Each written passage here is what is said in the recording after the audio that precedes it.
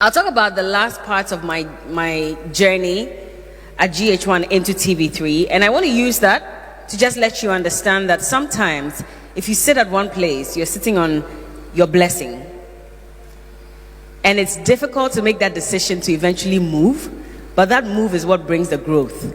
But before you make that move, you should have a goal. Do you get how I'm connecting it? Okay. So, latter part of my days at GhOne, things had become very tough. I felt like I had grown to a certain limit and the platform could not offer me what I wanted anymore. But I was afraid to make that bold step to leave.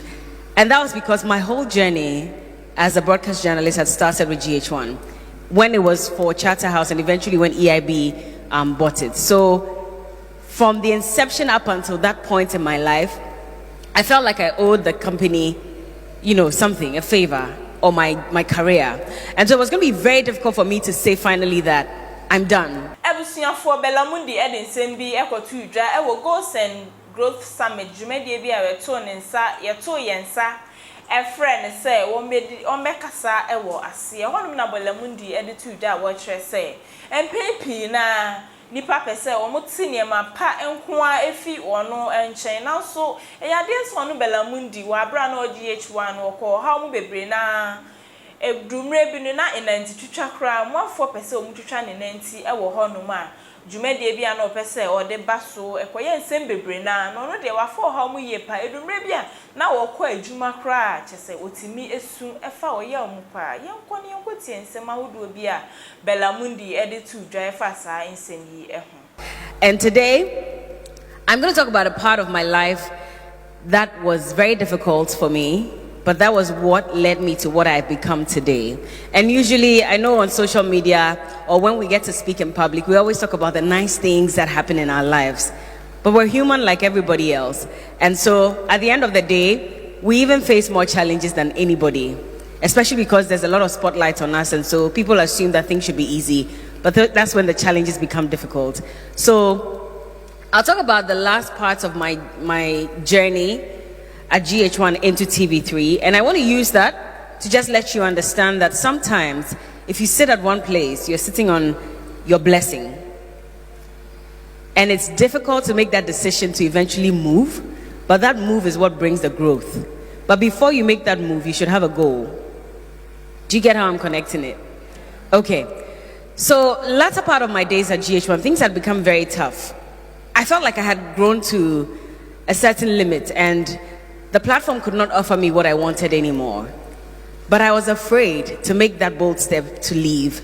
And that was because my whole journey as a broadcast journalist had started with GhOne when it was for Charterhouse and eventually when EIB bought it. So from the inception up until that point in my life, I felt like I owed the company, something, a favor, or my career.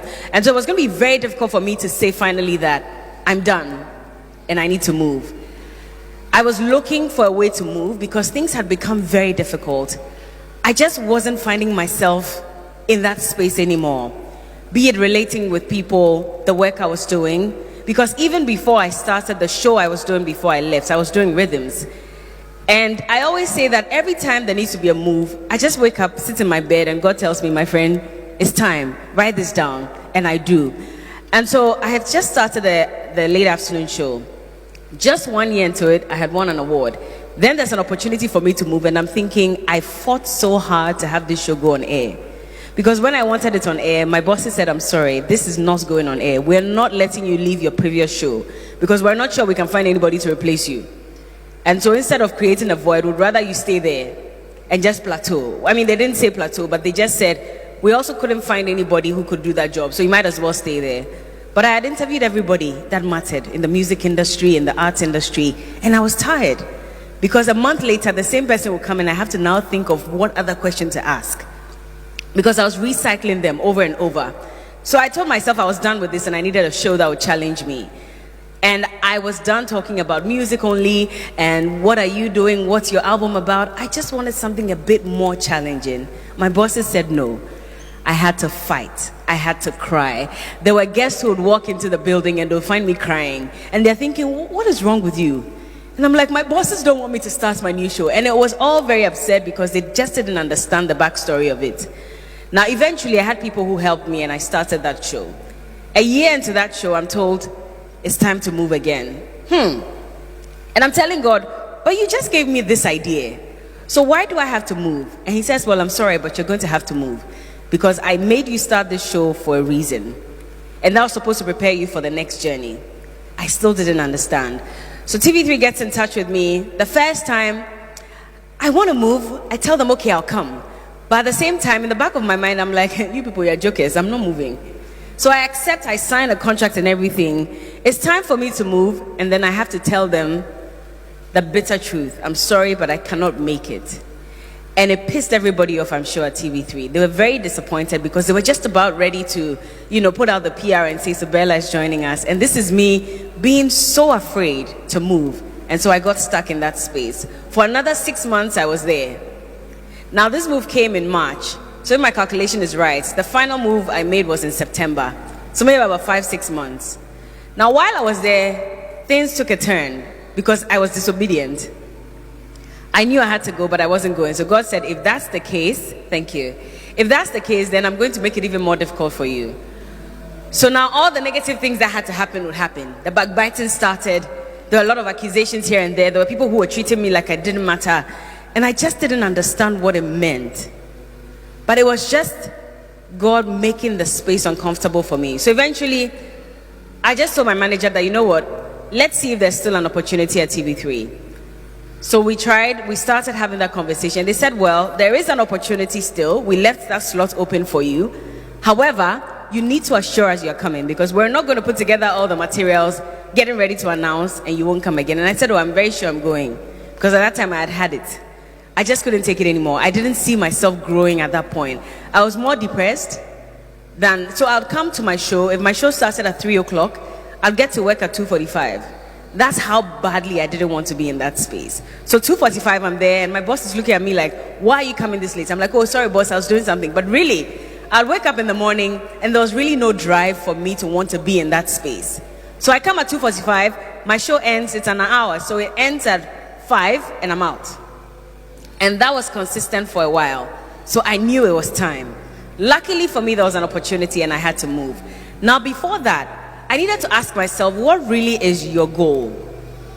Because it's not enough to say, I'm not comfortable here, so I just want to move. Sometimes you don't have a plan. Sometimes God has a plan for you. But at the same time, you also need to have an idea that, okay, maybe in the next 5 years, this is what I want to achieve. And just commit it to God and tell him that do the rest. If really this is not even the brightest idea, you know what to do. Just figure it out and help me. I'm just using my human mind. But that's why he says that your thoughts are not his thoughts and your ways are not his ways. So we plan and we plot. And we all have this fantastic idea of how in the next 5 years, I want to drive the biggest car in Ghana. I want to have the biggest house. I want to be working at the UN. But God is looking at you and thinking, my friend, maybe the UN will come, but not immediately, not in the next 5 years. Maybe I have to prepare and take you through some difficulties. And then in 20 years' time, when I'm sure that you're grown enough, you're mature enough, then I'll put you in that space. TV3 was not on my radar at all. Because at that time, TV3 wasn't doing too well. So it really wasn't part of my plans. I just thought that, okay, right after GhOne, I'm out of this country. I'm going to CNN, I'm going to BBC, and all those things. And everybody will come to you and say, Charlie, where you've gotten to there is BBC. Oh. So, people plant that in your head, and you feel like, then that's it. Once people are saying it's BBC, I'm not looking left, I'm not looking right. I'm just going. And so any offer that comes, I will not take it. Eyi ni nsema hodo abela Mundi editu dwa meshe se oba so adope comment share na like se ni obi a nsa betimi aka video yi ebi abna osu amofa enie afram ye besan e share ebi